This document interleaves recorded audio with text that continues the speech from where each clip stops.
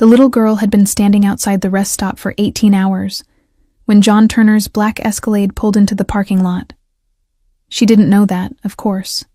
Didn't know the gas station attendant had called the police twice, or that the state troopers had checked on her 4 times, and each time she'd hidden behind the dumpster until they left. Didn't know the temperature had dropped to 14 degrees, or that her lips were turning blue beneath the scarf wrapped 3 times around her small face. All she knew was that her daddy had told her to wait, and she was still waiting. John cut the engine and sat in the darkness, watching the child through the windshield. She was small, maybe 7, 8 years old, wearing a puffy pink coat that had seen better days and clutching a backpack to her chest like it contained the last precious thing in the world. Her breath came out in small clouds. She kept glancing toward the highway, then back at the rest stop entrance, a repetitive loop of hope and disappointment that made something uncomfortable twist in John's chest. He'd stopped for gas. That's all. 5 minutes, then back on the road to Boston. The girl's head turned toward his SUV. Even from 30 feet away, in the amber wash of the parking lot lights, John could see her eyes, huge, dark, exhausted. She stared at his vehicle for a long moment, and John found himself unable to look away. Then she started walking toward him. "Shit," John muttered, his hand instinctively moving toward the gun in his shoulder holster. He didn't draw it. She was a child, for Christ's sake. But every instinct honed over 20 years in the life screamed that this was wrong. Kids didn't approach strange men in SUVs at 2 a.m. Not unless something was very, very broken. She stopped 3 feet from his driver's side window and knocked. 3 small taps, painfully polite. John lowered the window halfway. Cold air rushed in, carrying the scent of snow and something else. Unwashed hair, fear, desperation. "Mister?" Her voice was hoarse, like she'd been crying, or screaming. Are you the man my daddy told me about?" John's entire body went still. "What?" He said. She clutched the backpack tighter. "He said if something happened, if he didn't come back, I should find the man in the black suit who never smiles. He said you're dangerous, but you don't hurt kids." Her chin trembled. "Daddy left me here and never came back. Are you the man he told me about?" Every alarm bell in John's head was ringing now. He scanned the parking lot, empty except for 2 18-wheelers near the truck stop and a sedan at the far pump. No one watching. No setup he could detect. He looked back at the girl. She was shivering so hard her teeth chattered. "How long have you been out here?" "Since yesterday morning." She said it so simply, like it was normal. "Daddy said wait by the bathrooms. He went to make a phone call and didn't come back. 18 hours, alone, in December." John's jaw clenched so hard he felt his molars grind. "What's your name?" "Beth." She swayed slightly, and John realized she was barely standing. "Beth Crawford. My daddy's name is Marcus. Do you know him?" Marcus Crawford. The name hit John like a fist to the sternum. He did know that name, not personally, but professionally. Marcus Crawford was Antonio Rivera's accountant, the man who'd been skimming evidence for the FBI for 6 months before Rivera found out. The man who'd disappeared 3 days ago, along with a ledger that could put Rivera away for life. The man who was, almost certainly, already dead. And he'd sent his daughter to find John Turner, the most feared man in the Northeast. A Mafia boss with a reputation for brutality that made grown men cross themselves. Why? "Get in the car," John heard himself say. Beth's eyes widened. "Really? You're going to freeze to death out here." He unlocked the doors. "Get in. Now." She scrambled into the passenger seat, and the backpack slid from her grip, hitting the floor with a heavy thud that made John's eyes narrow. That bag weighed at least 10 pounds. What the hell was she carrying? Beth didn't seem to notice his scrutiny. She was too busy pressing her hands against the heating vents, small sounds of relief escaping her throat as warmth flooded the vehicle. John reached into the back seat and grabbed his coat, a black cashmere overcoat worth more than most people's monthly rent. He draped it over her shoulders. It swallowed her whole. "Thank you," she whispered. "Welcome to Redemption Road, where the most dangerous men find their humanity in the most unexpected places. And sometimes, salvation comes from a child who has nowhere else to turn." If this story already has your heart racing, hit that like button, subscribe so you never miss a journey that'll make you believe even broken people can be saved, and drop a comment telling us where you're watching from. Now, let's see. What happens when a mafia boss becomes the last hope for a little girl with a secret that could destroy them both? John pulled out of the rest stop and onto the highway, heading toward the city. He needed to think. Needed to figure out what the hell Marcus Crawford had gotten him into. "When did you last eat?" he asked. Beth's stomach answered for her, growling so loudly it echoed in the quiet car. "Yesterday morning," she said. "Daddy bought me a muffin before he left." 24 hours. No food. No water except what she might have drunk from the bathroom sink. John's knuckles went white on the steering wheel. Marcus Crawford was a dead man. But if he weren't already, John might have killed him himself for leaving a child like this. "There's a diner 10 miles up," John said. "You'll eat there." Beth nodded. Then her hand crept toward the backpack at her feet. She pulled it into her lap, holding it the way other children held teddy bears. "What's in the bag?" John asked, keeping his tone neutral. Beth's face shuddered. For the first time since getting in the car, she looked wary. "Daddy said don't tell anyone. He said it's really, really important. I'm not going to take it from you. Daddy said people would want to. He said they'd hurt me for it." Her voice dropped to a whisper. "He said you wouldn't, that you'd keep me safe." John's chest tightened. Marcus Crawford had trusted him, a man he'd never met, with his daughter's life. Why? What made an accountant working for Rivera think that John Turner, of all people, would protect a child? Unless Marcus knew something John didn't. "I'm taking you somewhere safe," John said. "Then we'll figure out what to do." Beth nodded, her eyelids already drooping. The warmth of the car, the motion of the highway, the sheer exhaustion of 18 hours of terror. It was pulling her under. "You can sleep," John said quietly. "I've got you." She was asleep before he finished the sentence, her head tilted. Against the window, the backpack still clutched in her small hands. John drove in silence, his mind racing. He should call his consigliere, Marco. Should take the girl to a safe house and let someone else deal with this. Should absolutely not be driving a dead man's daughter to his own estate in the middle of the night. But he kept driving, because Beth had asked him a question that burrowed under his skin like a splinter. "Are you the man my daddy told me about?" And for the first time in 20 years, John Turner wanted the answer to be yes. He pulled into the diner parking lot 30 minutes later. Beth stirred as he cut the engine, blinking up at him with those huge, solemn eyes. "Come on," John said, climbing out. "You need to eat." The diner was nearly empty, just a trucker in the corner booth, and a waitress who looked like she'd been on her feet for 12 hours. She glanced up as they entered, her gaze moving from John's expensive suit to Beth's ratty coat, and her expression softened. "Just the two of you, honey?" she asked. "Yes," John said, steering Beth toward a booth in the back, away from windows. They slid into the cracked vinyl seats. Beth kept the backpack next to her, one hand always touching it.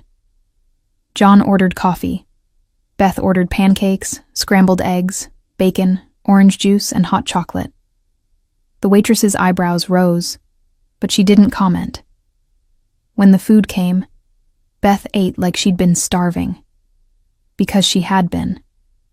John watched her demolish the pancakes in silence, something dark and furious building in his chest. Marcus Crawford had done this to her.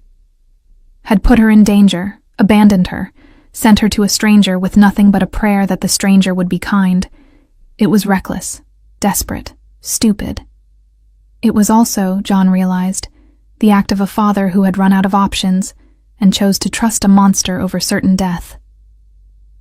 "Beth," John said quietly, waiting until she looked up from her eggs. "I need you to tell me something, and I need you to be honest, okay?" She nodded, chewing slowly. "Did your daddy tell you anything else? About why you needed to find me? About what's in that bag?" Beth swallowed. Her hand tightened on the backpack strap. He said there are bad men looking for it. He said they'd kill him if they found him." Her voice cracked. "He said if anything happened to him, you'd protect me. He said you have a rule about kids."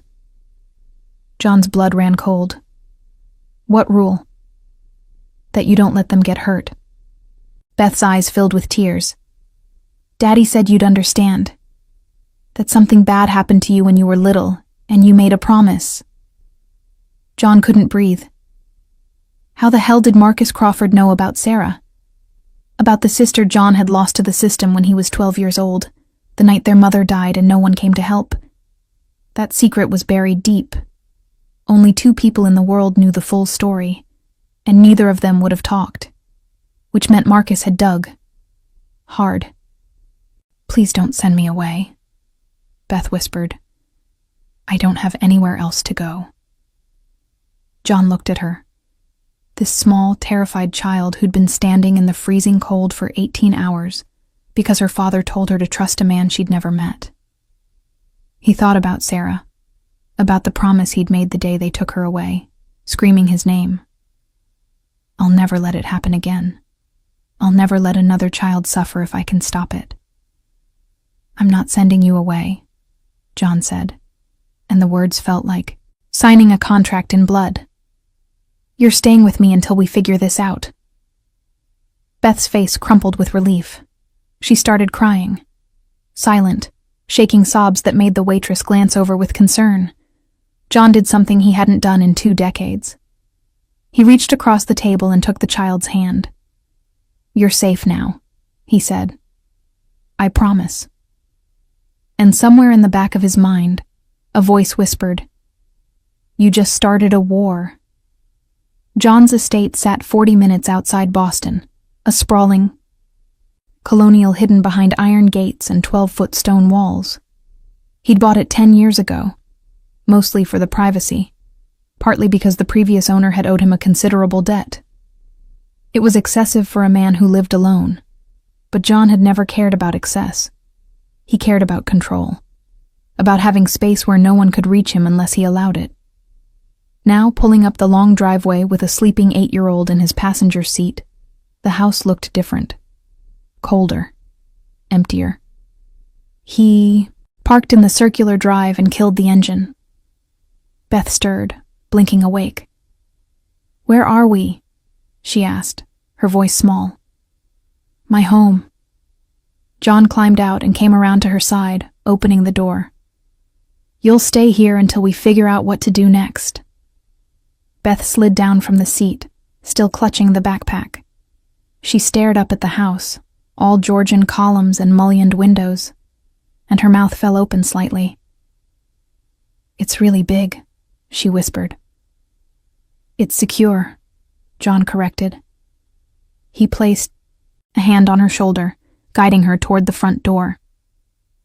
"No one gets in unless I say so." The moment they stepped inside, warmth enveloped them. John had left the heat on, and the house smelled faintly of the cedar logs he'd burned in the fireplace 2 nights ago. Beth stood in the marble foyer, slowly turning in a circle to take it all in. The curved staircase, the chandelier, the oil paintings that cost more than most people's cars. "Are you rich?" she asked, with the blunt honesty of a Child. Yes. My daddy said rich people are usually mean. John's mouth twitched, almost a smile. Your daddy was smart. He led her through the house to the kitchen, a massive space of granite and stainless steel that he barely used. Most nights, John ate takeout at his desk or didn't eat at all. Cooking required domesticity, and domesticity required a life he didn't have. Sit, he said, nodding toward one of the bar stools at the island. Beth climbed up, setting the backpack on the counter, beside her. John filled a glass with water and slid it across to her. She drank it in 3 long gulps. When did you last sleep? He asked. I don't know. She rubbed her eyes. Daddy and I were driving for a long time before he stopped. I slept in the car. You'll sleep here tonight, in a real bed. John glanced at the clock on the microwave, 4:47 a.m. For a few hours at least. Beth nodded, but she didn't look relieved. She looked tense, waiting for the other shoe to drop. John understood that feeling intimately. I need to make some calls, he said. Figure out what happened to your father. But first, I need to know what's in that bag. Beth's arms wrapped around the backpack protectively.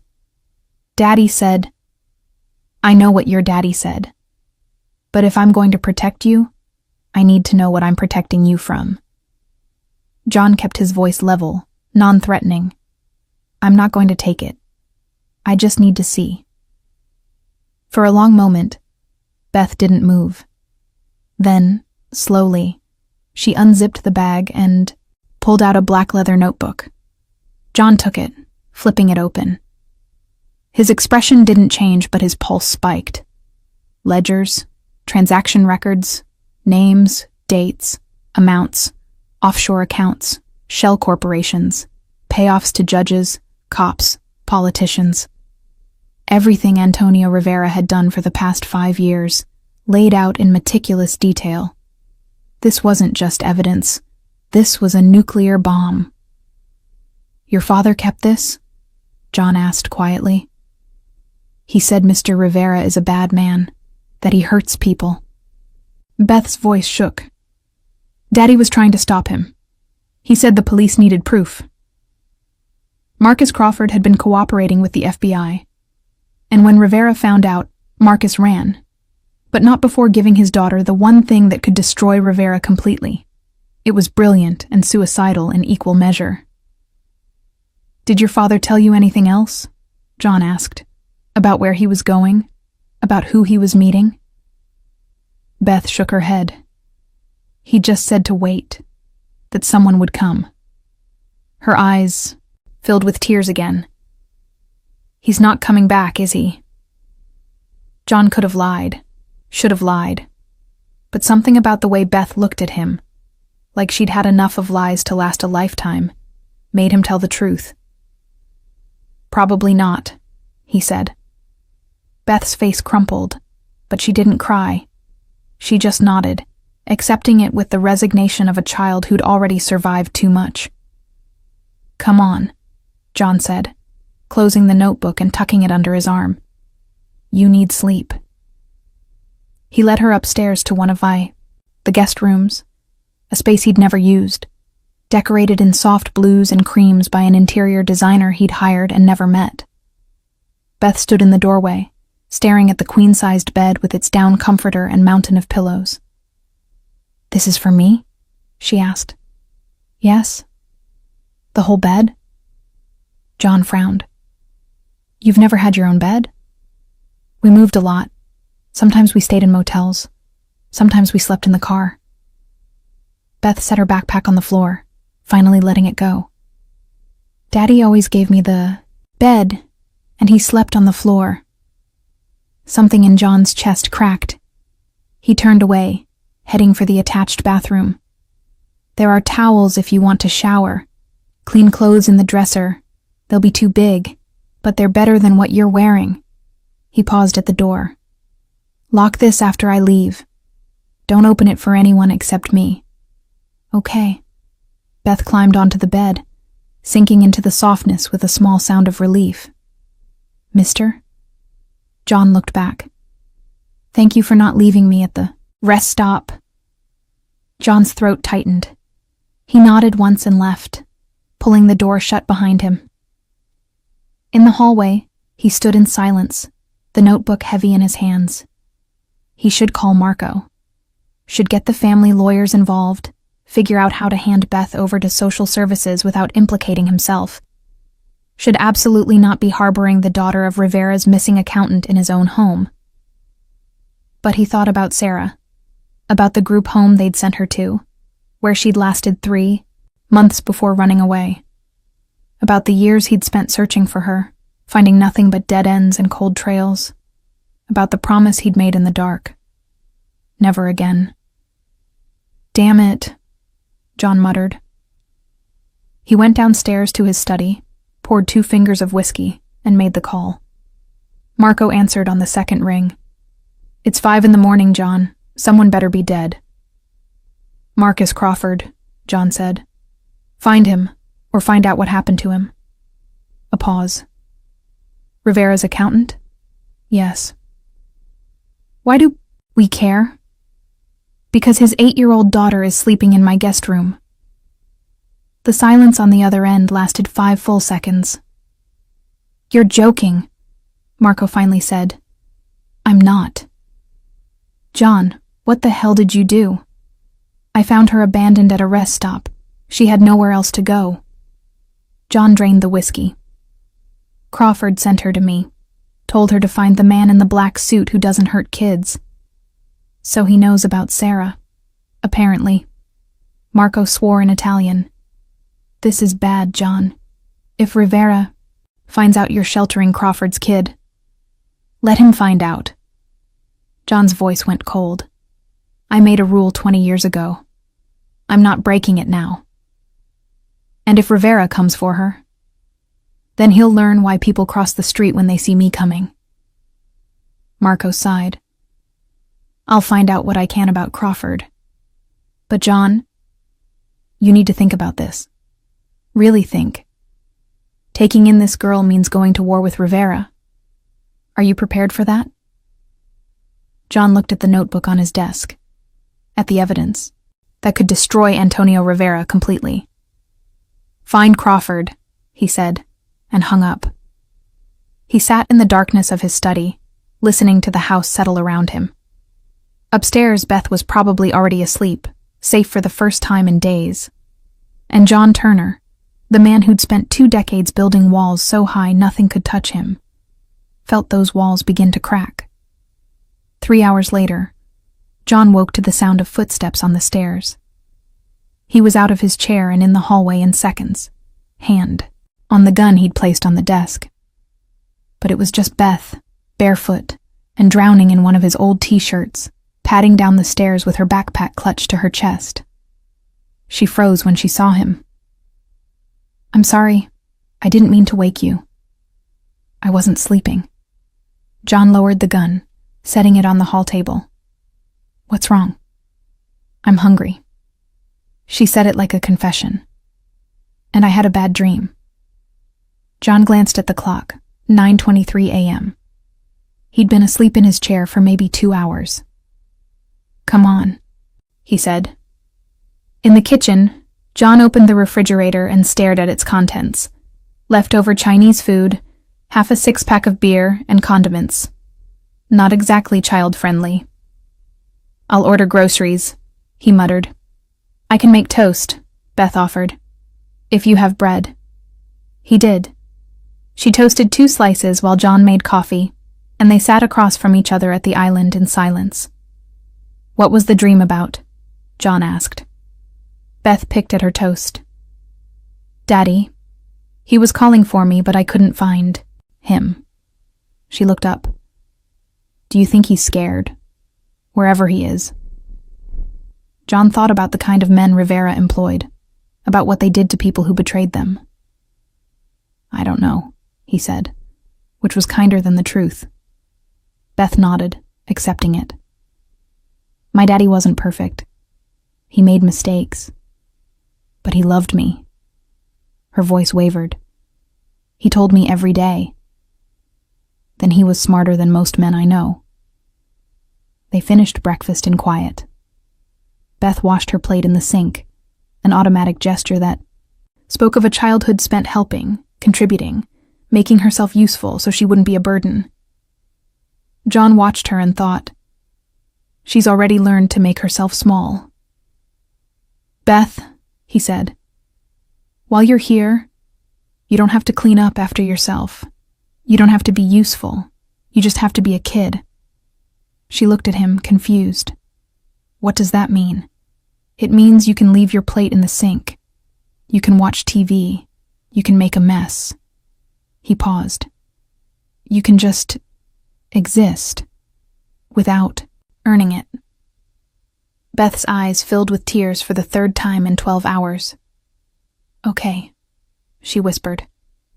John's phone buzzed. Marco. He stepped into the hallway to answer. What did you find? Marcus Crawford is dead, Marco said bluntly. Body turned up in the harbor this morning, weighted down, but the current brought him up anyway. John's jaw clenched. How long? Coroner estimates 3 days. Rivera's people got to him right after he ran. So Beth had been waiting at that rest stop for a dead man. For 18 hours, she'd believed her father was coming back. There's more, Marco said. Rivera's got people asking questions. Lots of questions. About Crawford's kid. He knows Marcus had a daughter, and he knows she's got something he wants. The notebook. He won't find her, John said. John, listen to me. You need to hand her over to the FBI. Let them put her in witness protection. No. The word came out harder than John intended. She's not going into the system. Then, what's your plan? Keep her locked in your house forever? If that's what it takes. Marco was quiet for a moment. You're really doing this. I'm really doing this. Then you better be ready. Because Rivera won't stop until he gets that ledger back. And if he finds out you're the one keeping it from him. Marco trailed off. You're starting a war you might not win. Let me worry about that, John said, and ended the call. When he returned to the kitchen, Beth was standing at the window, staring out at the snow-covered grounds. Is my daddy dead? She asked, not turning around. John could have asked how she knew, could have deflected. But Beth deserved the truth. Yes, he said. She nodded slowly. I thought so. Her breath fogged the glass. He told me once that if the bad men ever found him, I shouldn't be sad. He said he'd made his choices and he'd do it all again to keep me safe. He loved you very much, John said quietly. I know. Beth turned to face him, and her expression was far too old for 8 years. What happens to me now? John crossed the kitchen and knelt down, bringing himself to her eye level. You stay here, with me, until I figure out how to keep you safe permanently. What if they come for me? They won't get past me. But what if they do? John held her gaze. Then I'll make sure they regret it. Beth studied his face for a long moment, and then, slowly, hesitantly, she stepped forward and wrapped her arms around his neck. John went rigid. He couldn't remember the last time someone had hugged him, couldn't remember the last time he'd allowed it. But then Beth whispered, Thank you for not leaving me alone. And John's arms came up, carefully, awkwardly, holding her with the gentleness of a man who'd forgotten how. You're not alone anymore, he said. And in that moment, John Turner made a second promise. One that would change everything. I'll keep you safe, even if it costs me everything. The first week passed in a strange, tentative rhythm. John hired a security detail, 4 of his most trusted men, rotating shifts around the estate. He installed new cameras, reinforced the gates, and personally checked every entrance twice a day. The house became a fortress. Beth became a ghost inside it. She was quiet. Too quiet. She'd wake at dawn, make her bed with military precision, and sit in the kitchen waiting for permission to eat. She never asked for anything, never complained. She moved through the massive house like she was trying not to take up space, and it made something inside John's chest ache. On the third day, he found her sitting on the floor of the library, surrounded by books she'd carefully pulled from the shelves and stacked in neat piles. "What are you doing?" he asked. Beth jumped. "I'm sorry. I'll put them back." "I didn't say put them back. I asked what you're doing." "Organizing." She gestured to the piles. By color first, then by size. It makes them prettier. John looked at the hundreds of books he'd never read, arranged by an interior designer he'd never met, now being reorganized by an 8-year-old with a system that made absolutely no sense. "Okay," he said. Beth blinked. "Really?" "It's your house too. Do what you want."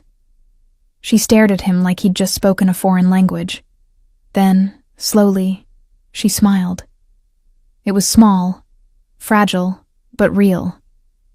John left her to it. That night, he worked in his study while Beth ate dinner at the kitchen island. Marco had sent over files on Rivera's operation, places he owned, people he'd bought, patterns in his movements. John was looking for weaknesses, pressure points, anything he could use. Because Marcus Crawford had been right about one thing. Antonio Rivera was a bad man, and bad men didn't stop until someone made them. "Mister?" John looked up. Beth stood in the doorway, holding a plate with a sandwich on it. "I made you food," she said. "You didn't eat." "I'm not hungry." Daddy always said that too, but he still needed to eat. She set the plate on his desk, next to the gun he'd left there. "Ham and cheese. I found it in the fridge." John looked at the sandwich, slightly crooked, with too much mustard and the crust cut off. It was the most domestic thing that had happened in this house in 10 years. "Thank you," he said. Beth nodded and turned to leave, but John stopped her. "Beth, you don't have to take care of me." "I know." She looked back at him. "But you're taking care of me, so it's fair." She left before he could respond. John stared at the sandwich for a long moment. Then he ate it, even though the bread was stale and the mustard too sharp, because a child had made it for him, and somehow that mattered. The breakthrough came on day 5, in the form of a phone call. John was reviewing security footage when his phone buzzed. Unknown number. He answered on the 3rd ring. "Yes." "Mr. Turner?" A woman's voice, soft but steady. "My name is Cynthia Ramos. I'm a trauma nurse at Boston General. I need to speak with you about Beth Crawford." John's blood went cold. "How do you know that name?" "Because 3 years ago, I treated her father in the ER after someone beat him half to death." Cynthia paused. "And because 2 days ago, I saw you bring a little girl into the hospital for a checkup. I recognized Marcus's eyes." John's mind raced. He'd taken Beth to the hospital under a false name, paid the doctor in cash to keep it off the books. Someone had talked. "What do you want?" he asked, his voice ice. "To help her." Cynthia's voice didn't waver. "I know who you are, Mr. Turner. I know what you do, and I know Antonio Rivera is looking for that little girl. If this is blackmail, it's not." She took a breath. 3 years ago, Antonio Rivera's men burned down my house because my ex-husband owed them money. My daughter was inside. She was 6 years old. John went still. "Her name was Sophia," Cynthia continued, and her voice finally cracked. "I was at the hospital, working a double shift because we needed the money. I wasn't there to save her." A long pause. I've spent every day since then wishing I could go back. Wishing I could have done something. Anything. I'm sorry for your loss, John said carefully. But I don't see what that has to do with... I saw Beth in that hospital. Cynthia cut him off. I saw the way she looked at you. The way she held onto your hand like you were the only solid thing in her world. And I saw the way you looked at her when you thought no one was watching. Her voice softened. You care about her. Maybe more than you're ready to admit. John said nothing. I can help, Cynthia said. I know how to take care of traumatized children. I know the signs of PTSD, night terrors, regression.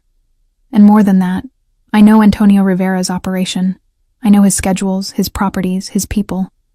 My ex-husband worked for him before. She trailed off. Before everything. Why are you telling me this? Because for 3 years, I've been looking for a way to make Rivera pay for what he did to my daughter. And now I have one. Cynthia's voice hardened. That little girl has something Rivera wants. And you're the only person in this city with the power to keep her safe. So let me help you. Let me do for her what I couldn't do for Sophia. John was quiet for a long moment, weighing risks, calculating angles.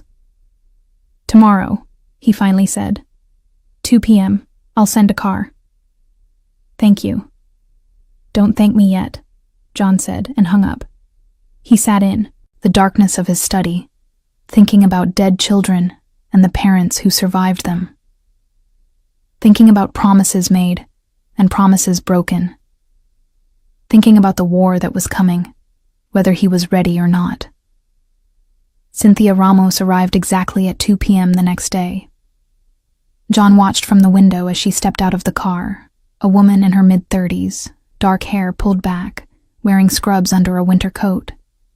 She moved with the efficiency of someone used to crisis, but her eyes were haunted in a way John recognized. Grief, the kind that never really left. He met her at the door. Ms. Ramos. Mr. Turner. She extended a hand. Her grip was firm, steady, a nurse's handshake. Thank you for seeing me. John led her through the house to the kitchen, where Beth sat at the island doing a puzzle. The girl looked up when they entered, her expression immediately wary. Beth, John said. This is Cynthia. She's a nurse. She wants to help. Beth's eyes narrowed. Help how? Cynthia knelt down, bringing herself to Beth's level. I heard about your dad, she said gently. I'm so sorry. Beth's face shuddered. I'm fine. It's okay if you're not fine. Cynthia's voice was soft but firm. It's okay to be sad, or angry, or scared. I'm not scared. But Beth's hands were shaking. I lost my daughter 3 years ago, Cynthia said quietly. Her name was Sophia. She was 6. And for a long time I told everyone I was fine too. She paused. But I wasn't. And pretending didn't make it hurt. Less. It just made me lonelier. Beth's eyes filled with tears. Did it stop hurting? No. Cynthia reached out slowly, giving Beth time to pull away. When she didn't, Cynthia took her hand. But it got easier to carry, especially when I let people help. Beth looked at John. He nodded once. Okay, Beth whispered. Over the next hour, Cynthia talked with Beth about normal things. Favorite foods, favorite colors, what she liked to read. She didn't push, didn't pry. Just created space for Beth to be a child instead of a survivor.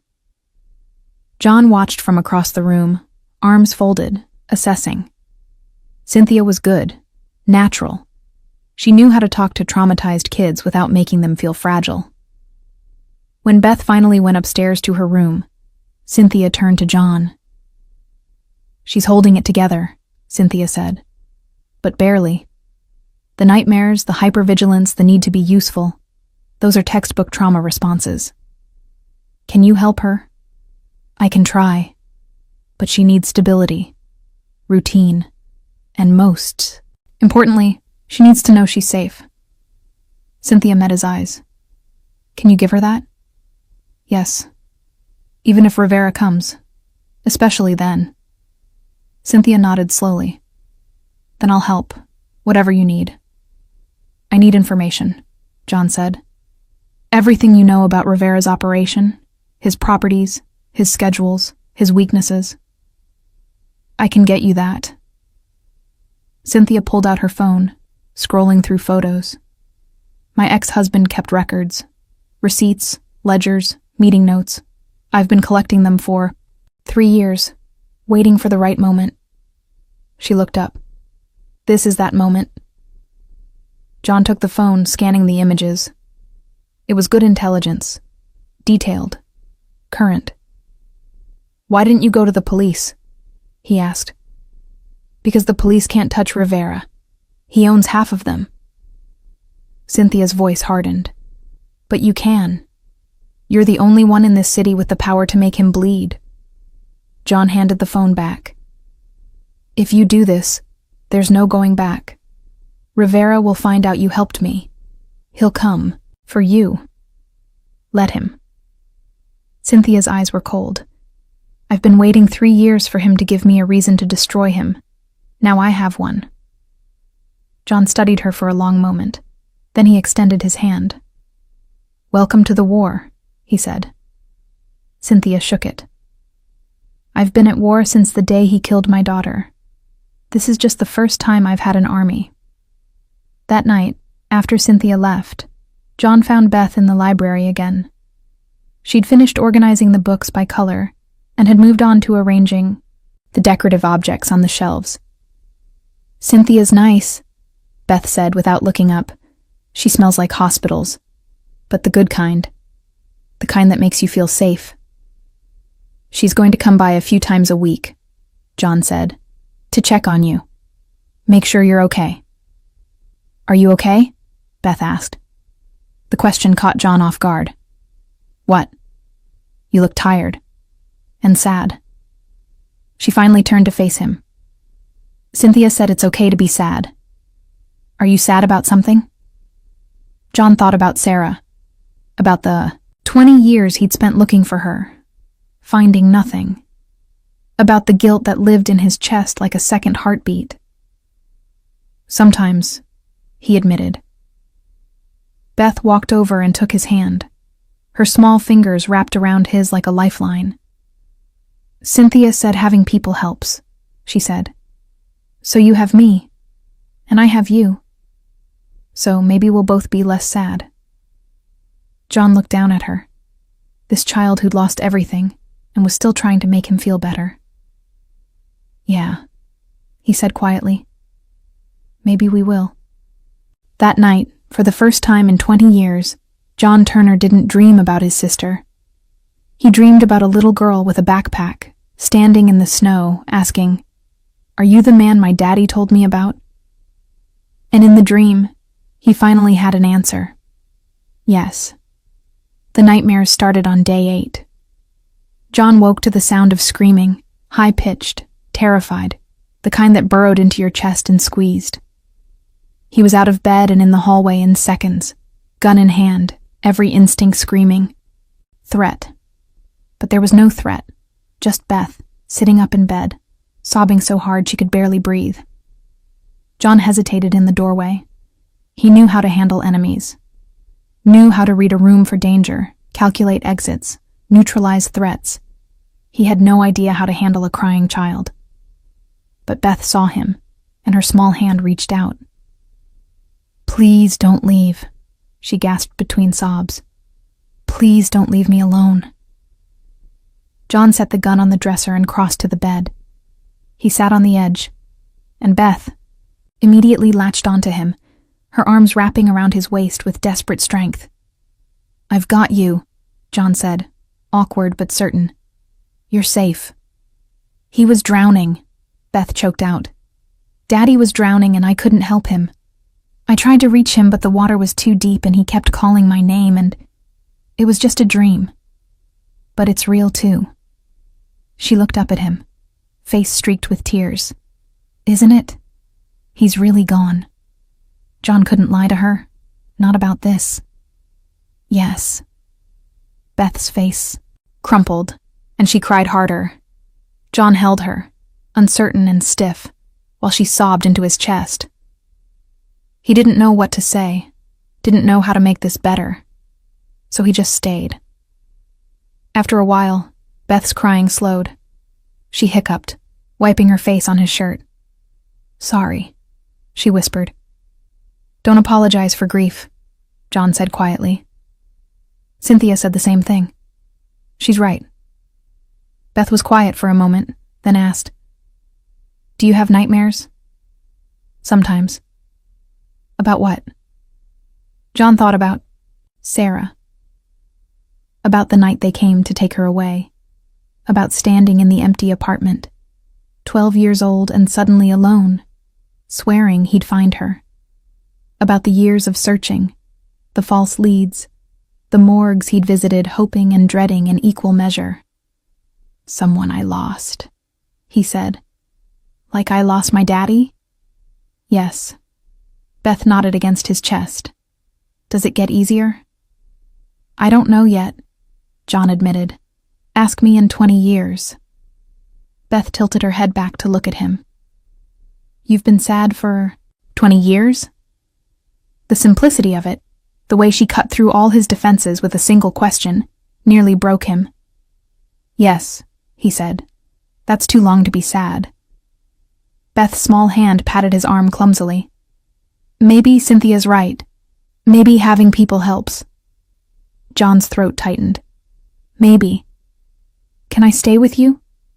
Just for tonight? Her voice was so small. I don't want to be alone. Every instinct told John to say no. He didn't do this. Didn't let people into his space, his bed, his vulnerability. But Beth was looking at him with those huge, trusting eyes, and he couldn't find the words to refuse. Okay, he said. Beth's face lit up with relief. She grabbed her worn teddy bear from the pillow and followed John down the hall to his room. It was the first time anyone had been in here besides him. The space was sparse. King bed, nightstand, closet. No photos, no personal items. Nothing that revealed who John Turner was when he wasn't being dangerous. Beth climbed onto the bed, settling against the pillows with her bear clutched to her chest. John lay on top of the covers, fully clothed, gun within reach on the nightstand. Can you tell me a story? Beth asked. I don't know any stories. Make one up. John stared at the ceiling, searching for words. Finally, he said, Once there was a man who built walls around himself. Big walls. So high no one could climb them. Why? Because he was scared. Someone he loved got hurt, and he thought if he kept everyone out, it couldn't happen again. Did it work? For a long time, yes. But then... John paused. Then a little girl showed up, and she was so small she could walk right under the walls. And suddenly he realized that being safe and being alone were the same thing. What did he do? I don't know yet, John said quietly. The story's not finished. Beth yawned. I think he should let her stay. Because everyone needs someone. Yeah, John said. Maybe he should. Within minutes, Beth was asleep, her breathing evening out into the soft rhythm of childhood. John lay awake beside her, staring at the ceiling, thinking about walls and promises, and the child who'd walked under them without even trying. The next morning, Cynthia arrived to find Beth helping John make breakfast, or more accurately, making a mess, while John tried to keep pancake batter from ending up on the floor. Well, Cynthia said from the doorway, unable to hide her smile. This is new. John shot her a look. She wanted pancakes. I'm helping, Beth announced, flour dusting her nose. I can see that. Cynthia set her bag on the counter, How did you sleep? Beth's smile faded. I had a bad dream. Want to talk about it? Not really. Beth flipped a pancake. It landed half on the spatula, half on the stove. But Mr. John let me sleep in his room, and he told me a story about walls. Cynthia's eyebrows rose. She looked at John, who suddenly found the pancakes very interesting. That was kind of him, Cynthia said carefully. After breakfast, while Beth played in the library, Cynthia pulled John aside. She's attaching to you, she said quietly. Fast. That's normal for kids who've lost a primary caregiver. They latch on to whoever makes them feel safe. But John, you need to be careful. If you're not planning to be permanent in her life, you need to set boundaries now, before she bonds completely. What if I am planning to be permanent? The words came out before John could stop them. Cynthia studied him. Are you? John thought about the past 8 days. About Beth reorganizing his library and making him sandwiches and crying into his chest about her father. About the way she looked at him like he was safe. I don't know how to be a father, he said. Most people don't. They learn. Cynthia's voice softened. But you need to decide. Because that little girl has already decided you're hers. If you walk away now, it'll destroy her. I'm not walking away. Then what are you doing? John was quiet for a long moment. Finally, he said, When I was 12, my mother died. They came to take my sister away. I tried to stop them. I wasn't strong enough. He looked at Cynthia. I swore I'd never let another child suffer if I could prevent it. Beth's father trusted me with her, so I'm keeping her safe. That's protection, Cynthia said, not parenthood. What's the difference? Protection is a job. You do it because you have to. Parenthood is a choice. You do it because you want to. I want her to be safe, John said. That's not what I'm asking. Cynthia met his eyes. Do you want her? Not the responsibility, not the mission, her. Do you want to be her father? John opened his mouth, closed it. No one had ever asked him that so directly. I don't know, he admitted. Then figure it out, Cynthia said gently. Because she's already starting to call you Mr. John like it's your name. And the way she looks at you. She shook her head. That's how a daughter looks at her. Father. That afternoon, while Beth napped, Cynthia spread files across John's desk.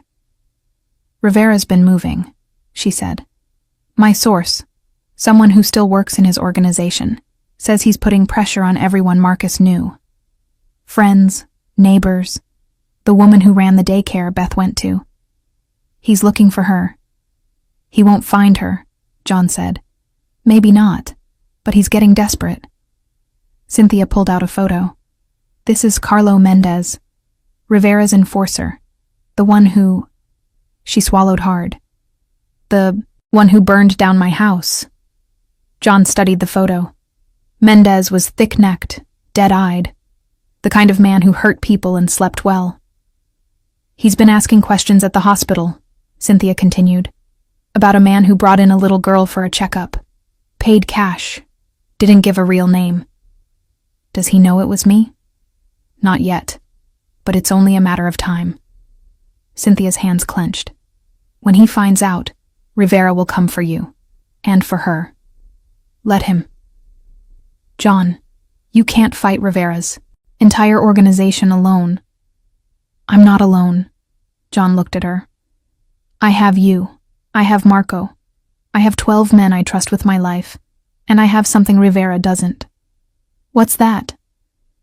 A reason to win that's stronger than money or power. John's voice hardened. He's fighting to protect his empire. I'm fighting to protect a child. One of us will break first, and it won't be me. Cynthia was quiet for a moment. Then she nodded. Okay. Then we need a plan. They spent the next 2 hours mapping out Rivera's vulnerabilities. His legitimate businesses that couldn't afford scrutiny. His political connections who'd run if things got too hot. His supply chains that depended on secrecy. "If we hit him here, here, and here," Cynthia said, marking locations on a map, "we can cripple his cash flow, force him to pull resources back, give us breathing room. And then we go after him directly." She looked up. "Using this." She pulled out a flash drive. "What is it?" John asked. "Copies of everything in Beth's notebook, plus 3 years of my own research, enough to put Rivera away for life." Cynthia's smile was sharp. "But not to the FBI, to his competitors, his allies, every organization that's ever done business with him." She leaned forward. "We destroy his reputation, make everyone question if they can trust him. And once trust is gone in this world, he's dead." John took the flash drive. "This is good work. I've had 3 years to think about it." Cynthia's voice went cold. "I've imagined 1,000 ways to make him pay. This is the only one that doesn't end with me in prison." John slipped the drive into his pocket. "When do we start?" "Tomorrow." She stood. "I'll contact my source, set up a meeting. You focus on keeping Beth safe." "Cynthia." John stopped her at the door. "Thank you for this, for her." "Don't thank me yet," she said quietly. "We haven't won." "We will." She looked back at him, and for the first time, John saw hope in her eyes instead of just grief. "Yeah," she said, "maybe we will." That evening, John found Beth in his study. She was sitting in his chair. Her feet didn't touch the floor, carefully turning the pages of one of his books. "What are you reading?" he asked. She held it up. It was a leather-bound copy of The Art of War that he'd never actually read. "It has pictures of armies," Beth said. "Were you in the army?" "No." "Then why do you have this?" "Someone gave it to me. They said I should read it." "Did you?" "No," Beth giggled. "You're bad at reading presents." John almost smiled. "I am." She set the book down and spun in the chair. "Cynthia says you're going to fight the bad men who hurt my daddy." John went still. "She told you that?" "No, but I heard you talking." Beth stopped spinning. "Are you scared?" "No." "Why not?" "Because I've been doing this a long time, and I'm good at it." Beth considered this. Then she said, "My daddy was scared all the time, but he did brave things anyway. He said that's what brave means. Doing it even when you're scared. Your daddy was right. Are you brave?" John thought about the war that was coming, about Rivera and his men, and the violence that would follow, about the promise he'd made to keep this child safe. "I'm trying to be," he said. Beth climbed down from the chair and walked over to him. She took his hand. "I think you already are," she said, "because you're keeping me safe even though it's dangerous. That's brave." John looked down at her, and something shifted in his chest. A wall crumbling. A door opening. Cynthia's question echoed. "Do you want her?" And for the first time, John had an answer. "Yes." "Beth," he said quietly, "when this is over, when Rivera's gone and it's safe, would you want to stay here? With me?" Beth's eyes went wide. "Really? Really? Like, forever?" "If you want." Beth threw her arms around him, and this time, John didn't hesitate. He picked her up, holding her close, and felt the last of his walls come down. "Yes," she said into his shoulder. "Yes, yes, yes." John closed his eyes, and for the first time in 20 years, he let himself hope. Maybe this time he wouldn't fail. Maybe this time he'd get to keep the child he swore to protect. Maybe this time the story would have a different ending. The attack came 6 days later, at 3:47 in the morning. John woke to the sound of breaking glass. He was out of bed in seconds, gun in hand, every sense sharp. The security alarm should have gone off. It didn't. Someone had cut the power. He moved down the hallway toward Beth's room, silent and fast. The door was open. The bed was empty. Panic, cold and vicious, flooded his veins. Then he heard it. Downstairs. Beth's voice, thin and terrified. "Let me go." John was down the stairs before his mind caught up to his body. The scene in the foyer made his blood freeze. 3 men. One holding Beth, hand clamped over her mouth. 2 others flanking him, guns drawn. And in the center, Carlo Mendez, Rivera's enforcer, smiling. "John Turner," Mendez said conversationally. "We need to talk." John's gun was up, aimed directly at Mendez's head. "Let her go." "Can't do that. The girl's our leverage." Beth struggled against her captor's grip, trying to bite his hand. The man tightened his hold, and she whimpered. John's finger moved to the trigger. "Last chance. You shoot me. My men shoot you. Then they shoot the girl." Mendez's smile widened. "And Mr. Rivera still gets what he wants. So let's be smart about this." "What does he want?" "The ledger Crawford gave her. The notebook." Mendez gestured to one of his men, who held up a tablet. On the screen, surveillance photos of Beth entering John's house. "We've been watching, waiting for the right moment, and here we are." John's mind raced through scenarios. 3 armed men, Beth in the kill zone, no backup. He'd sent half his security team home for the night, thinking the estate was impenetrable. He'd been wrong. "The notebook's in my safe," John lied. "Let her go, and I'll get it." "Nice try, but we both know you're not that stupid." Mendez tilted his head. "Here's what's going to happen. You're going to give me the notebook. Then we're taking the girl. No deal. Then we kill her." Mendez's voice was flat, matter of fact. "Right here, right now. Your choice." Beth's eyes found John's across the room. She wasn't crying, wasn't screaming. She just looked at him with absolute trust, like she knew he wouldn't let them hurt her. That trust was going to get her killed. "Okay," John said, lowering his gun slowly. "Okay, I'll get the notebook." "Smart man." Mendez nodded to his men. "But if you try anything..." "I won't." John moved toward his study, mind racing. He needed a weapon, needed an advantage, needed... The sound of an engine roaring up the driveway cut through the silence. Mendez swore. "Who the hell is that?" Headlights flooded through the windows. A car door slammed. Then Cynthia's voice, sharp and commanding. "FBI, drop your weapons." It was a bluff.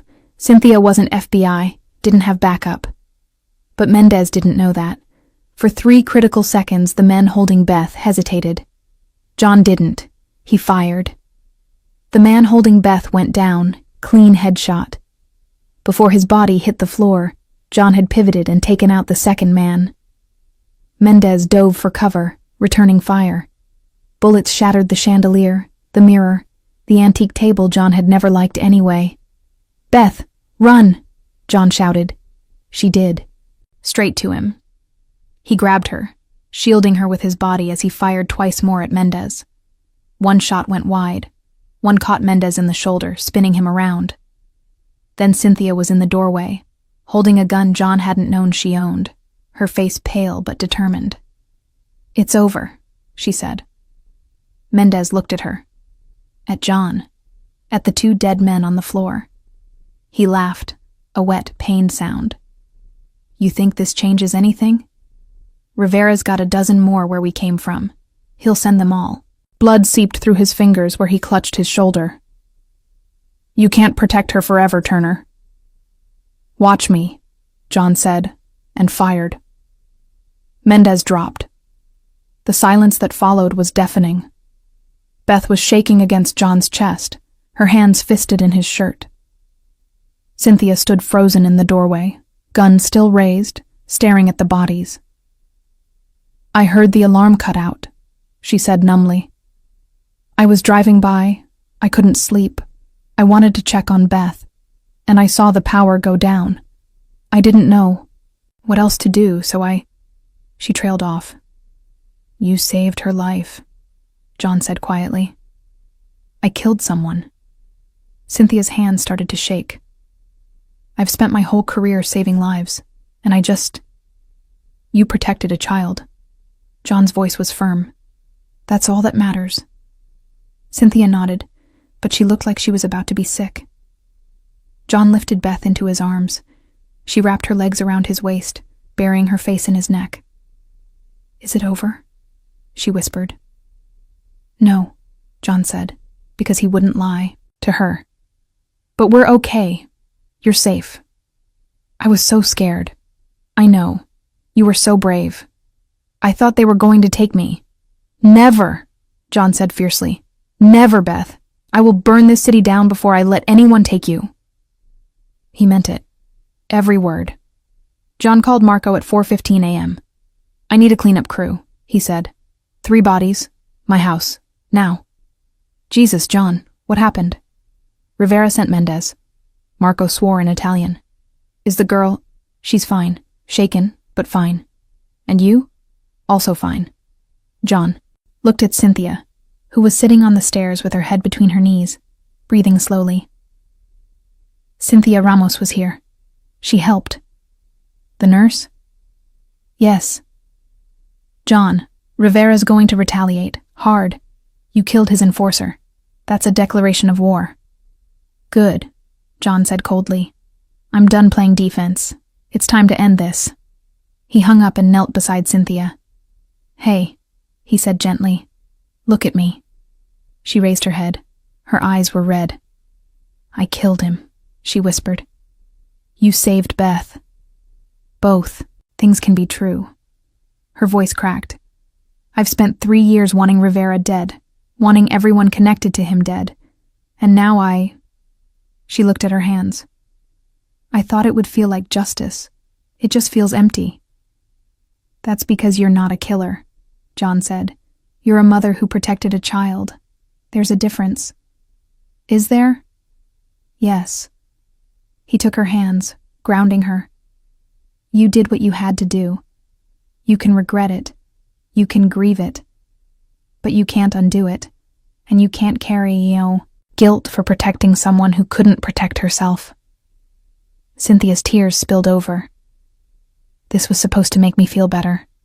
Supposed to make Sophia's death mean something." "It does mean something," John said. "You saved Beth's life. Sophia would be proud of that." "You think so?" "I know so." Cynthia nodded shakily and wiped her eyes. "What now?" "Now we finish this." John stood, pulling her up with him. "Rivera won't stop. Not after tonight. So we take the fight to him." "How?" "We use what Beth's father gave us." John pulled out the flash drive Cynthia had given him. "We destroy him. Completely." The cleanup crew arrived 20 minutes later. By dawn, there was no evidence that anything had happened. The bodies were gone. The blood was scrubbed away. The bullet holes were patched. But Beth remembered. John could see it in her eyes as she sat at the kitchen table, wrapped in a blanket, staring at nothing. Cynthia sat beside her, one hand on her shoulder. "Beth, honey, can you talk to me?" Beth blinked. "They were going to take me." "I know. And Mr. John stopped them." "Yes. People died." Beth looked at Cynthia. "Is that my fault?" "No," Cynthia said firmly. "Absolutely not. Those men made their choices. They came here to hurt you. What happened after that is on them, not you." "But, no buts." Cynthia knelt down, taking both of Beth's hands. "You are not responsible for other people's violence. You are not responsible for your father's choices. You are not responsible for any of this." Beth's chin trembled. I'm scared. That's okay. Being scared is normal. I don't want to be scared anymore. Cynthia pulled her into a hug. I know, sweetheart. I know. John watched them, something tight in his chest. Beth had almost been taken, almost been hurt. Because he'd let his guard down, because he'd thought his walls were enough. They weren't. He made a decision. Cynthia, he said quietly. Take her upstairs. Stay with her. Cynthia looked up. What are you going to do? End this. John, I'm not waiting for Rivera to send more men. I'm not waiting for him to find another way in. John's voice was cold, controlled. I'm going to make sure he never threatens her again. How? John held up the flash drive. By destroying everything he's built, and then destroying him. It took 6 hours. Marco distributed the contents of the flash drive to every major player in the Northeast. Rival families, police commissioners on the take, politicians, who'd been bankrolled by Rivera for years. The media. By noon, Rivera's empire was imploding. His legitimate businesses were raided. His shell corporations were frozen. His allies were scrambling to distance themselves. And most importantly, his competitors smelled blood. John watched it unfold from his study, tracking news reports and phone calls from Marco's network. Rivera's name was being dragged through every outlet.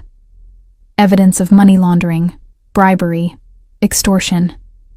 The kind of exposure that didn't just end a career, it ended a life. He's finished, Marco said over the phone. Every family in the Northeast is cutting ties. He's got no protection left. Where is he? Holed up in his penthouse, surrounded by what's left of his security team. Marco paused. He knows it was you, John.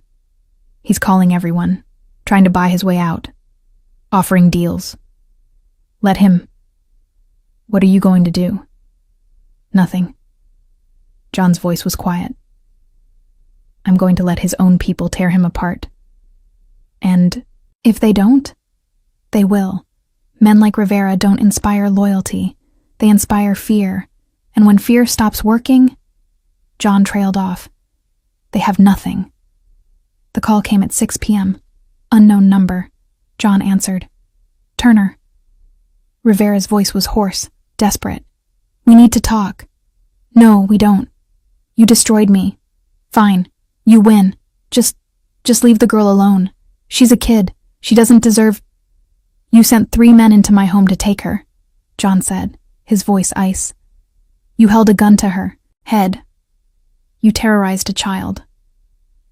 I was protecting my business. You were protecting yourself. John's grip tightened on the phone. And now there's nothing left to protect. Please. Rivera's voice cracked. I have money. Offshore accounts you didn't find. I can disappear. Just let me live. You should have thought about that before you threatened her. Turner. John hung up. 2 hours later, Marco called. It's done. Rivera's people turned on him. He's dead. John felt nothing. No satisfaction. No relief. Just the cold certainty that Beth was safe.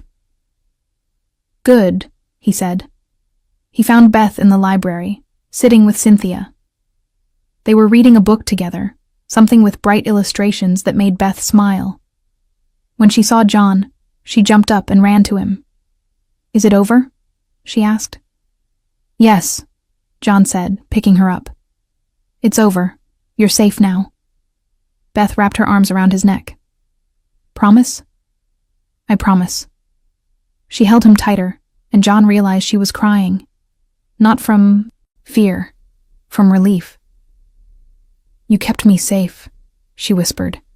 Just like Daddy said you would. John's throat tightened. Always, he said. I'll always keep you safe. And for the first time since this started, he believed it. The weeks after Rivera's death were strange.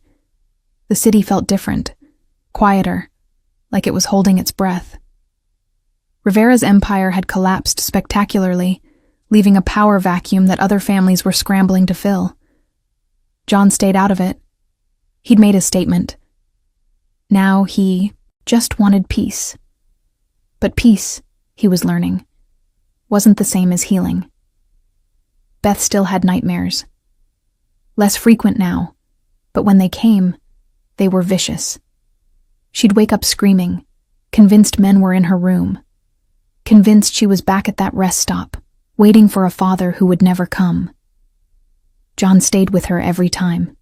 Sometimes he'd sit on the edge of her bed until she fell back asleep. Sometimes she'd crawl into his room and curl up beside him, small and shaking. He never turned her away. Cynthia came by 3 times a week, and slowly, carefully, Beth started to talk about what had happened, about her father, about the men who'd broken into the house, about being scared. Trauma doesn't just disappear, Cynthia told John one afternoon while Beth napped. It takes time and patience, and sometimes years later something will trigger it, and she'll be right back in that moment. So, she'll never be okay? John's voice was tight. I didn't say that. Cynthia's tone was gentle. I said it takes time. She's resilient, John. She's already come so far. But you need to be realistic about what recovery looks like. John nodded, but the truth was, he didn't know how to be realistic about this. He knew how to eliminate threats, how to protect, how to control his environment so nothing unexpected could touch him. He didn't know how to help a child heal from something he couldn't fix with money or violence. You're doing better than you think, Cynthia said, reading his face. You're showing up. You're consistent. You're letting her be a kid. She smiled. That's more than a lot of parents do. I'm not her parent, John said automatically. Cynthia raised an eyebrow. Really? Because she calls you Dad now, when she thinks you're not listening. John's breath caught. What? This morning, she was drawing a picture. I asked what it was, and she said, my new family. That's me, that's Cynthia, and that's my dad. Cynthia's smile softened. She pointed to a stick figure in a black suit. John was quiet for a long moment. I don't know how to be a father. Neither did most fathers when they started. But you're learning. Cynthia stood. The question is, do you want to be, officially? What do you mean? I mean adoption, John. Legal guardianship. Making it permanent. She met his eyes. Because right now you're in limbo. You're taking care of her, but you don't have any legal rights. If social services found out she was here, they could take her. Put her in the system. John's hands clenched. No. Then make it official. File for adoption. It won't be easy. Your background. Your profession. But Marco said he could pull strings. Get it pushed through. And if they say no? Then we fight, Cynthia said simply. But John, you need to decide. Is Beth your daughter? Or is she just someone you're protecting? John thought about the past month. About teaching Beth how to make breakfast. About reading her terrible children's books every night. About the way she'd started leaving her backpack in the hallway instead of clutching it everywhere, like she finally believed this place was home. She's my daughter, he said quietly. Cynthia's smile was radiant. Then let's make it official. The adoption process was, as predicted, a nightmare. Marco pulled every string he had, paid off judges, buried John's criminal record under layers of shell corporations and false paper trails, created a narrative of a wealthy businessman taking in an orphaned child out of the goodness of his heart. It took 3 months. 3 months of interviews, home visits, background checks. 3 months of John learning to smile politely at social workers who looked at his house with thinly veiled suspicion. But through it all, Beth never doubted. They're going to say yes, she told him one night, curled up on the couch beside him. I know they will. How do you know? Because you're my dad, and that's real. The paper just makes it official. John's throat tightened. Beth, if they say no, they won't. She looked up at him with absolute certainty. And even if they do, you're still my dad. Nothing changes that. She was right. 6 weeks later, the call came. The adoption was approved. John stood in his study, phone in hand, staring out the window. He should feel something. Relief, joy, triumph. Instead, he felt terrified. Because now it was real. Now he was responsible for another human being. Now, if he failed, it wouldn't just be him paying the price. He found Beth in the library, organizing his books for the 3rd time. Beth, he said quietly. She turned, and something in his expression made her smile. They said yes, didn't they? Yes. She squealed and launched herself at him. John caught her, holding her tight, and for the first time in 30 years, he let himself cry. You're stuck with me now, Beth said into his shoulder. I know, John said, his voice rough. I'm counting on it. Cynthia insisted on celebrating. She showed up the next day with balloons, a cake that said family in bright pink frosting, and a grin that hadn't left her face in hours. This is excessive, John said, eyeing the decorations she'd strung across his kitchen. Shut up and let me be happy, Cynthia retorted. You're a father now. That's worth celebrating. Beth was in the living room, trying to blow up balloons and mostly just making herself dizzy. John watched her through the doorway, still half convinced this was a dream he'd wake up from. You're allowed to be happy too, you know, Cynthia said quietly. I am happy. You look terrified. I'm that too. Cynthia laughed. Welcome to parenthood. They had cake. Beth got frosting on her nose and smeared it on John's shirt when she hugged him. Cynthia took photos on her phone, claiming she needed evidence of this miracle. It was messy and loud and chaotic. It was perfect. That night, after Cynthia left and Beth was asleep, John stood in her doorway, watching her. She'd fallen asleep with a book on her chest, some story about dragons that she'd made him read 3 times. A daughter. He had a daughter. 20 years ago, he'd failed to protect Sarah. Had watched them take her away, screaming.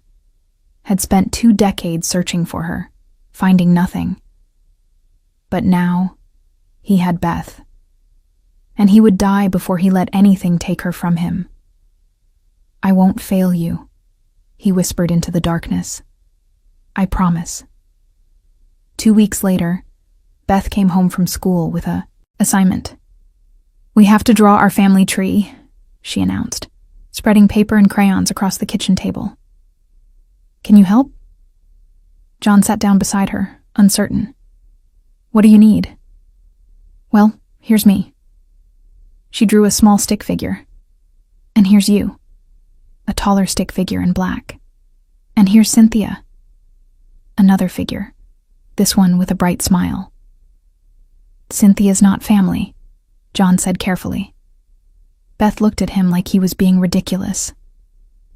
Yes, she is. She loves me. That makes her family. John didn't argue. Beth drew for a while in silence. Then she added another figure at the top of the page. That's my first dad, she said quietly. Marcus. He's gone, but he's still part of my family, because he gave me to you. She looked up. Is that okay? John's chest tightened. Yeah, sweetheart, that's okay. Beth smiled and kept drawing. When she was done, she held up the paper proudly. It was a mess of colors and crooked lines, but in the center, very clearly, was a family. Not perfect. Not traditional. But real. Can we hang it on the fridge? Beth asked. Yeah, John said, his voice rough. We can hang it on the fridge. And that night, when John passed by the kitchen, he stopped to look at the drawing. At the little girl in the center, surrounded by people who loved her. At the man in black, labeled in shaky handwriting, Dad. And for the first time in 20 years, John Turner let himself believe that maybe, just maybe, he was allowed to be happy. Spring came, slowly to Boston that year. The snow melted in uneven patches across the estate grounds, revealing dormant grass and the garden John hadn't touched in a decade. Beth stood at the kitchen window, watching robins hopping across the lawn, and said, "Can we plant flowers?" John looked up from his coffee. Flowers? Cynthia said gardens are good for healing. She said watching things grow helps. Beth turned to him. "Can we try?" "I don't know anything about gardening." "Me neither. We can learn, together." So they did. They spent weekends at the garden center, Beth carefully selecting packets of seeds while John pushed the cart and tried to understand the difference between annuals and perennials. They dug in the dirt, planted seeds that probably weren't spaced correctly, and waited. "What if nothing grows?" Beth asked one afternoon, mud streaked across her face. "Then we try again," John said, "until something does." 3 weeks later, the first shoots appeared. Beth squealed and dragged John outside to see them, tiny green threads pushing through the soil. "We did it," she breathed. "They're alive." John looked at her. This child who'd been abandoned in the snow, who'd lost her father, who'd survived violence and fear, now kneeling in the dirt, marveling at new life. "Yeah," he said quietly. "We did." Cynthia became a permanent fixture in their lives. She came for dinner twice a week, helped Beth with homework, taught John how to braid hair, poorly, but he tried. On Niai, weekends, they'd all go to the park, or the museum, or sometimes just drive with no destination in mind. One Saturday, they ended up at the beach. It was still too cold to swim, but Beth ran along the shore collecting shells while John and Cynthia sat on a blanket watching her. "She's different," Cynthia said, "from when I first met her." "How?" "Lighter, less afraid." Cynthia smiled. "She laughs now. Real laughs, not just polite ones." John watched Beth chase a seagull, shrieking with delight, when it flew away. "You did that," Cynthia said. "We did that," John corrected. "You, me, Marco, everyone who helped. But mostly you." Cynthia looked at him. "You gave her a home, gave her safety, gave her a father." John was quiet for a moment. Then he said, "I gave her what I never had, what Sarah never had." "Have you looked for Sarah recently?" "No." John's hands clenched. "I spent 20 years searching. Every database, every contact, every possible lead. Nothing. She's either dead, or she doesn't want to be found. I'm sorry. Don't be. I made peace with it." He looked at Beth. "I can't change the past, but I can choose the future. And Beth is that future?" "Yeah," John said. "She is." In May, Beth's school had a father-daughter dance. She brought home the flyer with barely contained excitement. "Can we go? Please?" John looked at the bright pink paper advertising "A Night of Dancing and Memories" and felt his stomach drop. "I don't dance," he said. "You don't have to be good. You just have to be there." Beth's eyes were huge. "Please, Dad. Dad." She'd started calling him that a month ago, casually, like it had always been his name. He'd never corrected her. "Okay," John said. "We'll go." Beth threw her arms around him. "Thank you. Thank you. Thank you." The night of the dance, John stood in front of his mirror, adjusting his tie for the 5th time. He'd worn suits worth thousands of dollars to meetings with dangerous men, and never felt nervous. This, a school, dance in a gymnasium, terrified him. Beth appeared in the doorway, wearing the dress Cynthia had helped her pick out. It was blue with flowers on it, and she'd insisted on wearing her sneakers underneath because fancy shoes hurt. "You look beautiful," John said. "You look nervous," Beth said. "I am nervous." "Why?" "Because I've never done this before." Beth walked over and took his hand. "Me neither. We'll figure it out together." The dance was exactly as chaotic as John expected. The gym was decorated with streamers and balloons. A DJ played music too loud. Little girls in dresses ran everywhere while fathers stood awkwardly on the sidelines. But then Beth pulled him onto the dance floor, and none of it mattered. They swayed to a song John didn't know. Beth stood on his shoes so she could reach, her small hands in his, her face bright with joy. "This is the best night ever," she said. "Even though I'm a terrible dancer." "Especially because you're a terrible dancer." She giggled. "But you're here. That's what matters." John looked around the gym, at all the other fathers dancing with their daughters, at the families taking photos, at the ordinary, beautiful normalcy of it all. A year ago, he'd been alone in a house too big for one person, building walls to keep the world out. Now he was here, dancing badly to pop music in a school gym, with his daughter. "Thank you," he said quietly. Beth looked up. "For what?" "For asking me to be your dad." Beth's eyes filled with tears. "I didn't ask. You just are." "Yeah," John said, his own throat tight. "I am." The song ended. Beth hugged him, and John held her like she was the most precious thing in the world, because she was. In June, Cynthia took them to visit Sophia's grave. It was the first time she'd gone back since the funeral. John drove. Beth sat in the back, and Cynthia stared out the window, silent and tense. The cemetery was quiet. Cynthia led them to a small headstone with Sophia's name and dates. She'd only lived 6 years. Cynthia knelt, placing fresh flowers by the stone. Her hands shook. "Hi, baby," she whispered. "I'm sorry it took so long to visit. I couldn't face you. Couldn't face what I'd lost." Beth stepped forward and placed her hand on Cynthia's shoulder. "But I'm here now," Cynthia continued, her voice breaking. "And I want you to meet someone. This is Beth. She's 8, and she's alive because I didn't let what happened to you happen to her." Tears streamed down her face. "I couldn't save you, Sophia, but I saved her. And I hope that makes you proud."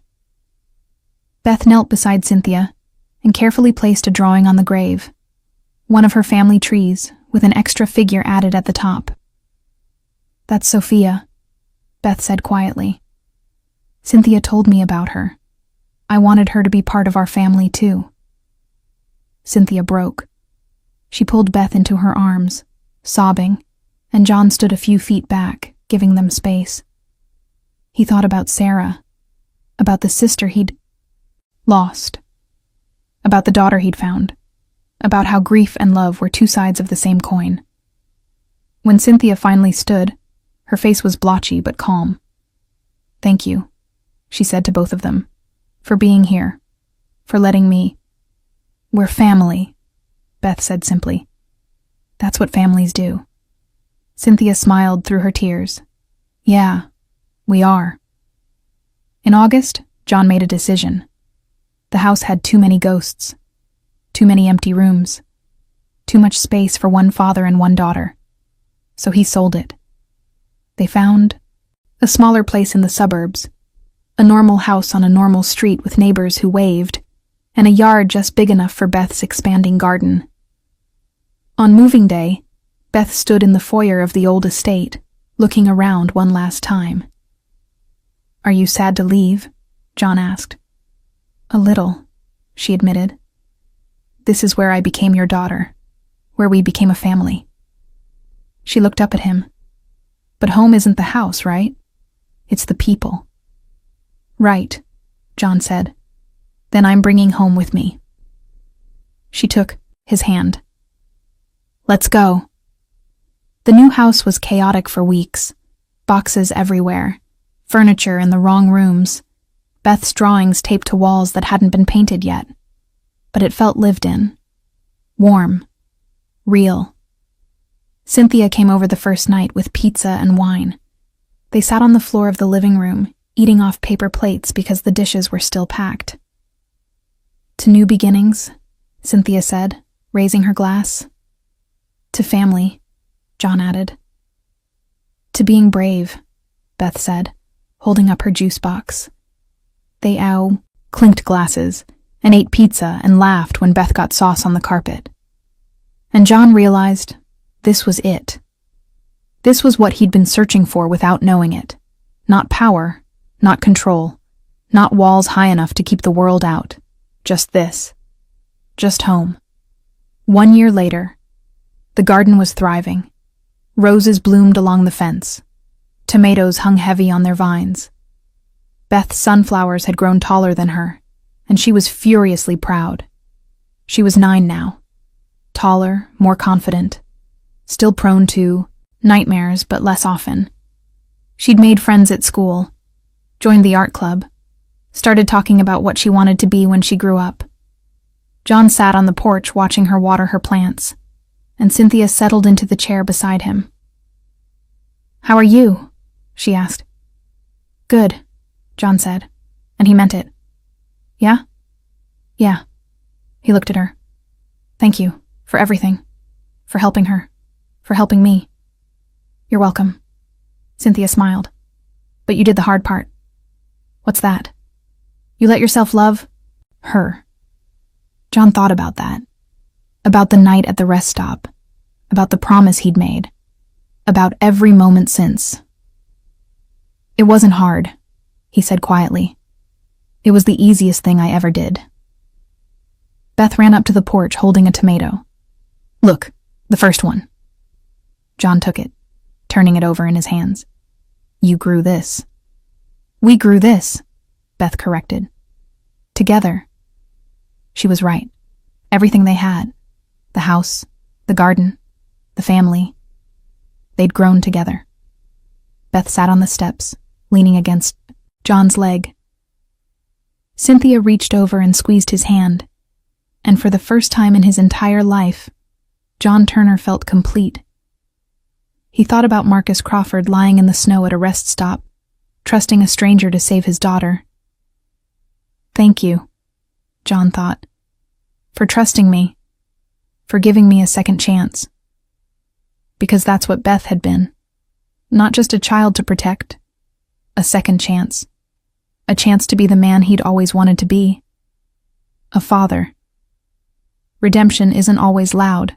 Sometimes it doesn't come with grand gestures or dramatic confessions.